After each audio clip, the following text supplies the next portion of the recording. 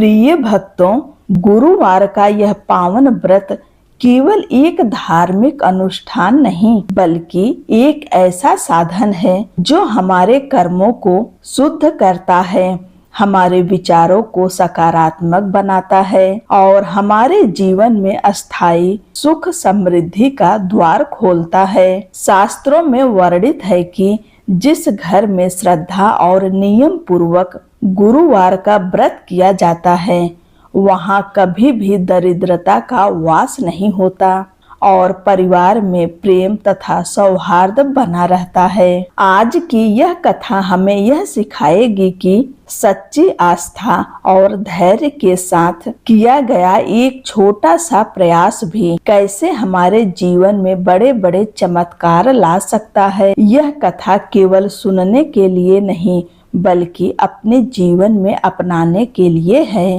आइए अपने हृदय को श्रद्धा से भर लें, मन को शांत करें और पूरी भक्ति के साथ इस दिव्य गुरुवार व्रत कथा का श्रवण करें। कथा के अनुसार प्राचीन काल की बात है। किसी राज्य में एक बड़ा प्रतापी और दानी राजा राज करता था। वह हर गुरुवार को व्रत रखकर दीन दुखियों की मदद करके पुण्य प्राप्त करता था, परंतु ये बात उसकी रानी को अच्छी नहीं लगती थी। वह न तो व्रत करती थी और न ही दान पुण्य में विश्वास रखती थी। इतना ही नहीं, वह राजा को भी ऐसा करने से मना करती थी। एक समय की बात है, राजा शिकार खेलने के लिए वन गए। घर पर रानी और दासी थी। उसी समय गुरु बृहस्पति देव साधु का रूप धारण कर राजा के दरवाजे पर भिक्षा मांगने आए। साधु ने जब रानी से भिक्षा मांगी तो वह कहने लगी, हे साधु महाराज, मैं इस दान पुण्य से तंग आ गई हूँ। आप कोई ऐसा उपाय बताएं जिससे कि सारा धन नष्ट हो जाए और मैं आराम से रह सकूं। इतना सुनकर बृहस्पति देव ने कहा, हे देवी, तुम बड़ी विचित्र हो। संतान और धन से कोई दुखी होता है क्या? अगर अधिक धन है तो इसे शुभ कार्यों में लगाओ, कुंवारी कन्याओं का विवाह कराओ, विद्यालय और बाग बगीचे का निर्माण कराओ, जिससे तुम्हारे दोनों लोग सुधरें। परंतु साधु की इन बातों से रानी को खुशी नहीं हुई। उसने कहा कि मुझे ऐसे धन की आवश्यकता नहीं है जिसे मैं दान दूं और जिसे संभालने में मेरा सारा समय नष्ट हो जाए। तब साधु ने कहा, अगर तुम्हारी ऐसी इच्छा है तो मैं जैसा तुम्हें बताता हूँ तुम वैसा ही करना। गुरुवार के दिन तुम घर को गोबर से लीपना, अपने बालों को पीली मिट्टी से धोना, राजा से हजामत बनाने को कहना, भोजन में मांस मदिरा का प्रयोग करना, कपड़े धोबी के हाथ धुलने देना। इस प्रकार 7 बृहस्पतिवार करने से तुम्हारा समस्त धन नष्ट हो जाएगा। इतना कहकर साधु के रूप में बृहस्पति देव अंतर्ध्यान हो गए। साधु के अनुसार कई बातों को पूरा करते हुए रानी को केवल 3 बृहस्पतिवार ही बीते थे कि उसकी समस्त धन संपत्ति नष्ट हो गई। भोजन के लिए राजा का परिवार तरसने लगा। एक दिन राजा ने रानी से बोला कि हे रानी, तुम यहीं रहो, मैं दूसरे देश को जाता हूँ, क्योंकि यहाँ पर सभी लोग मुझे जानते हैं, इसलिए मैं छोटा कार्य नहीं कर सकता। ऐसा कहकर राजा दूसरे देश चला गया। वहाँ वह जंगल से लकड़ी काट कर लाता और शहर में बेचता। इस तरह वह अपना जीवन व्यतीत करने लगा। इधर राजा के परदेश जाते ही रानी और दासी दुखी रहने लगीं। एक बार रानी और दासी को 7 दिन तक बिना भोजन के रहना पड़ा। तो रानी ने अपनी दासी से कहा, हे दासी, पास ही के नगर में मेरी बहन रहती है। वह बड़ी धनवान है, तू उसके पास जा और कुछ ले आ ताकि थोड़ी बहुत गुजर बसर हो जाए। दासी रानी की बहन के पास गई। उस दिन गुरुवार था और रानी की बहन उस समय बृहस्पतिवार व्रत की कथा सुन रही थी। दासी ने रानी की बहन को अपनी रानी का संदेश दिया, लेकिन रानी की बड़ी बहन ने कोई उत्तर नहीं दिया। जब दासी को रानी की बहन से कोई उत्तर नहीं मिला तो वह बहुत दुखी हुई और उसे क्रोध भी आया। दासी ने वापस आकर रानी को सारी बात बता दी। ये सुनकर रानी ने अपने भाग्य को कोसा। उधर रानी की बहन ने सोचा कि मेरी बहन की दासी आई थी, परंतु मैं उससे नहीं बोली, इससे वह बहुत दुखी हुई होगी। कथा सुनकर और पूजा समाप्त करके वह अपनी बहन के घर आई और कहने लगी, हे बहन, मैं बृहस्पतिवार का व्रत कर रही थी। तुम्हारी दासी मेरे घर आई थी, परंतु जब तक कथा होती है तब तक न उठते हैं और ना ही बोलते हैं, इसलिए मैं नहीं बोली। बताओ दासी क्यों आई थी? रानी बोली, बहन, तुमसे क्या छिपाऊं, हमारे घर में खाने तक को अनाज नहीं है। ऐसा कहते कहते रानी की आंखें भर आई।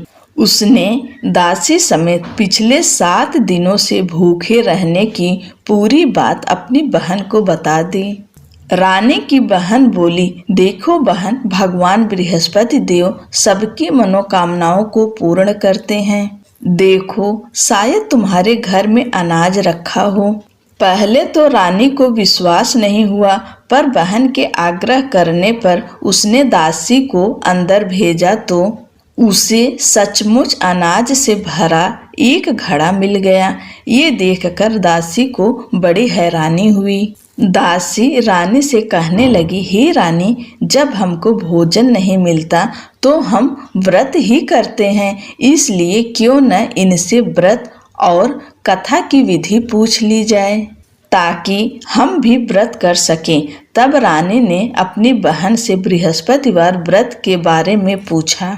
उसकी बहन ने बताया, बृहस्पतिवार के व्रत में चने की दाल और मुनक्का केले की जड़ में अर्पित करें तथा दीपक जलाएं, व्रत कथा सुने और पीला भोजन ही करें। इससे बृहस्पति देव और भगवान विष्णु प्रसन्न होते हैं। व्रत और पूजा की विधि बताकर रानी की बहन अपने घर लौट गई।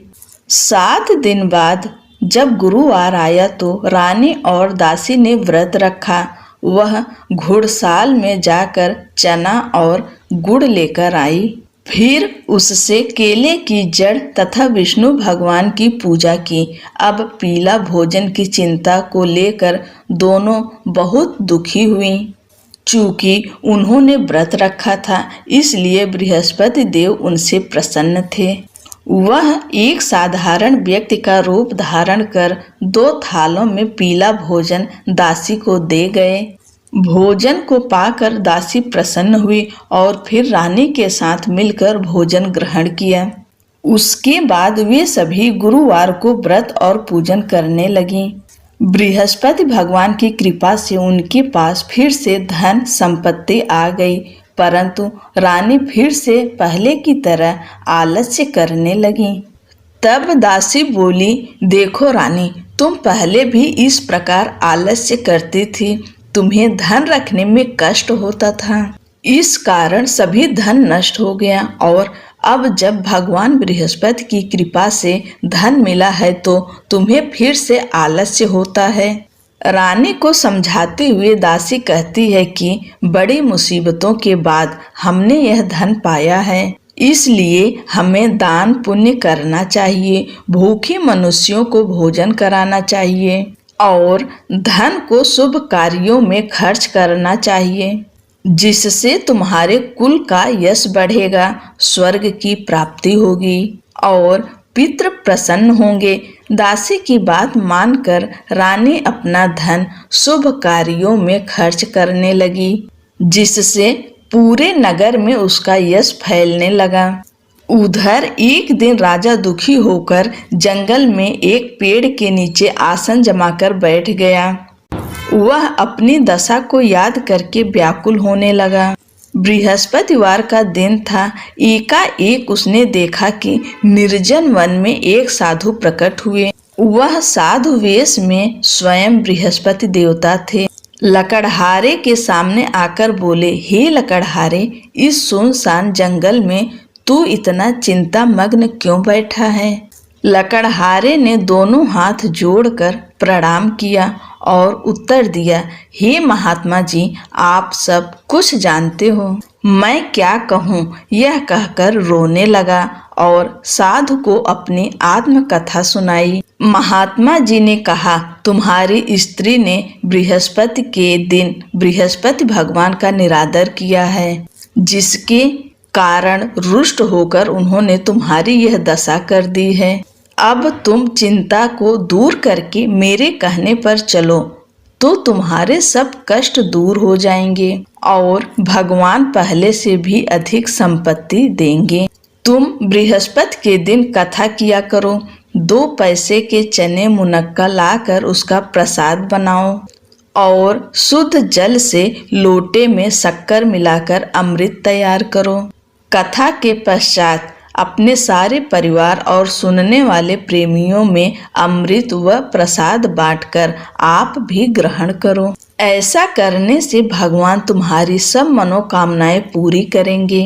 साधु के ऐसे वचन सुनकर लकड़हारा बोला, हे प्रभु, मुझे लकड़ी बेचकर इतना पैसा नहीं मिलता जिससे भोजन के उपरांत कुछ बचा सकूं। मैंने रात्रि में अपनी स्त्री को व्याकुल देखा है। मेरे पास कुछ भी नहीं जिससे मैं उसकी खबर मंगा सकूं। साधु ने कहा, हे लकड़हारे, तुम किसी बात की चिंता मत करो। बृहस्पति के दिन तुम रोजाना की तरह लकड़ियां लेकर शहर को जाओ। तुमको रोज से दुगुना धन प्राप्त होगा, जिससे तुम भली भांति भोजन कर लोगे तथा बृहस्पति देव की पूजा का सामान भी आ जाएगा। इतना कहकर साधु अंतर ध्यान हो गए। धीरे धीरे समय व्यतीत होने पर फिर वही बृहस्पतिवार का दिन आया। लकड़हारा जंगल से लकड़ी काट कर शहर में बेचने गया। उसे उस दिन और दिन से अधिक पैसा मिला। राजा ने चना, गुड़ आदि लाकर गुरुवार का व्रत किया। उस दिन से उसके सभी क्लेश दूर हुए, परंतु जब दोबारा गुरुवार का दिन आया तो बृहस्पतिवार का व्रत करना भूल गया।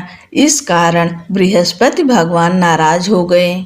उस दिन उस नगर के राजा ने विशाल यज्ञ का आयोजन किया तथा शहर में यह घोषणा करा दी कि कोई भी मनुष्य अपने घर में भोजन न बनावे न आग जलावे। समस्त जनता मेरे यहाँ भोजन करने आवे। इस आज्ञा को जो न मानेगा उसे फांसी की सजा दी जाएगी। इस तरह की घोषणा संपूर्ण नगर में करवा दी गई। राजा की आज्ञा अनुसार शहर के सभी लोग भोजन करने गए, लेकिन लकड़हारा कुछ देर से पहुंचा। इसलिए राजा उसको अपने साथ घर लिवा ले गए और ले जाकर भोजन करा रहे थे तो रानी की दृष्टि उस खूंटी पर पड़ी जिस पर उसका हार लटका हुआ था। वह वहां पर दिखाई नहीं दिया। रानी ने निश्चय किया कि मेरा हार इस मनुष्य ने चुरा लिया है। उसी समय सिपाहियों को बुलाकर उसको कारागार में डलवा दिया। जब लकड़हारा कारागार में पड़ गया और बहुत दुखी होकर विचार करने लगा कि न जाने कौन से पूर्व जन्म के कर्म से मुझे यह दुख प्राप्त हुआ है, और उसी साधु को याद करने लगा जो कि जंगल में मिला था। उसी समय तत्काल बृहस्पति देव साधु के रूप में प्रकट हुए और उसकी दशा को देखकर कहने लगे, अरे मूर्ख, तूने बृहस्पति देव की कथा नहीं करी, इस कारण तुझे दुख प्राप्त हुआ है। अब चिंता मत कर। बृहस्पतिवार के दिन कारागार के दरवाजे पर 4 पैसे पड़े मिलेंगे। उनसे तू बृहस्पति देव की पूजा करना, तेरे सभी कष्ट दूर हो जाएंगे। बृहस्पति के दिन उसे 4 पैसे मिले। लकड़हारे ने कथा कही। उसी रात्रि को बृहस्पति देव ने उस नगर के राजा को स्वप्न में कहा, हे राजा, तुमने जिस आदमी को कारागार में बंद कर दिया है वह निर्दोष है। वह राजा है, उसे छोड़ देना। रानी का हार उसी खूंटी पर लटका है। अगर तू ऐसा नहीं करेगा तो मैं तेरे राज्य को नष्ट कर दूंगा। इस तरह रात्रि के स्वप्न को देखकर राजा प्रातःकाल उठा और खूंटी पर हार देखकर लकड़हारे को बुलाकर क्षमा मांगी तथा लकड़हारे को योग्य सुंदर वस्त्र आभूषण देकर विदा कर दिया। बृहस्पति देव की आज्ञा अनुसार लकड़हारा अपने नगर को चल दिया। राजा जब अपने नगर के निकट पहुंचा तो उसे बड़ा आश्चर्य हुआ। नगर में पहले से अधिक बाग, तालाब, कुएं तथा बहुत ही धर्मशाला, मंदिर आदि बन गई है। राजा ने पूछा, यह किसका बाग और धर्मशाला है? तब नगर के सब लोग कहने लगे, यह सब रानी और बांदी के हैं। तो राजा को आश्चर्य हुआ और गुस्सा भी आया। जब रानी ने यह खबर सुनी कि राजा आ रहे हैं तो उन्होंने बांदी से कहा कि हे दासी, देख राजा हमको कितनी बुरी हालत में छोड़ गए थे। हमारी ऐसी हालत देखकर वह लौट न जाएं, इसलिए तू दरवाजे पर खड़ी हो जा। आज्ञा अनुसार दासी दरवाजे पर खड़ी हो गई। राजा आए तो उन्हें अपने साथ लिवा लाई। तब राजा ने क्रोध करके अपनी रानी से पूछा कि यह धन तुम्हें कैसे प्राप्त हुआ है? तब उन्होंने कहा, हमें यह सब धन बृहस्पति देव के इस व्रत के प्रभाव से प्राप्त हुआ है। राजा ने निश्चय किया कि 7 रोज बाद तो सभी बृहस्पति का पूजन करते हैं, परंतु मैं प्रतिदिन दिन में 3 बार कहानी तथा रोज व्रत किया करूंगा। अब हर समय राजा के दुपट्टे में चने की दाल बंधी रहती तथा दिन में 3 बार कहानी कहता। एक रोज राजा ने विचार किया कि चलो अपनी बहन के यहाँ हो आए। इस तरह निश्चय कर राजा घोड़े पर सवार हो अपनी बहन के यहाँ को चलने लगा। मार्ग में उसने देखा कि कुछ आदमी एक मुर्दे को लिए जा रहे हैं। उन्हें रोक कर राजा कहने लगा, अरे भाइयों, मेरी बृहस्पति देव की कथा सुन लो। वे बोले, लो हमारा तो आदमी मर गया है, इसको अपनी कथा की पड़ी है। परंतु कुछ आदमी बोले, अच्छा कहो, हम तुम्हारी कथा भी सुनेंगे। राजा ने दाल निकाली और जब कथा आधी हुई थी कि मुर्दा हिलने लग गया और जब कथा समाप्त हो गई तो राम राम करके मनुष्य उठकर खड़ा हो गया। आगे मार्ग में उसे एक किसान खेत में हल चलाता मिला। राजा ने उसे देख और उससे बोले, तुम मेरी बृहस्पतिवार की कथा सुन लो।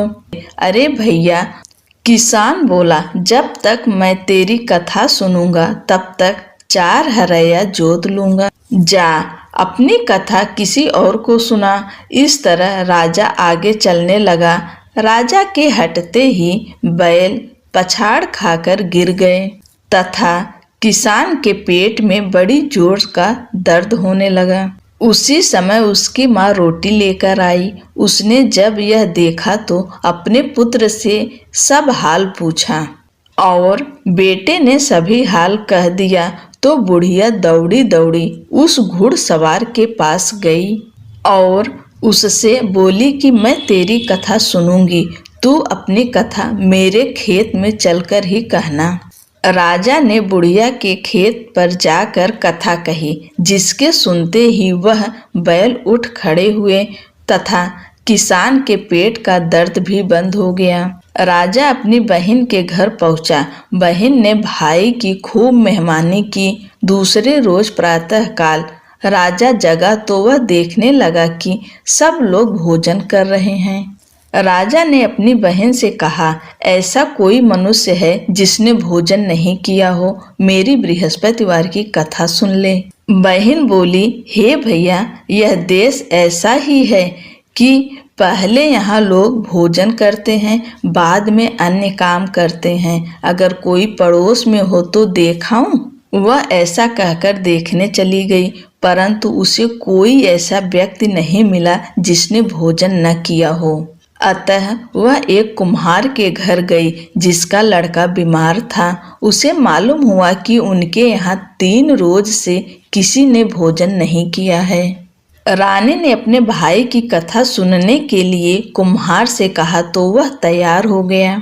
राजा ने जाकर बृहस्पतिवार की कथा कही, जिसको सुनकर उसका लड़का ठीक हो गया।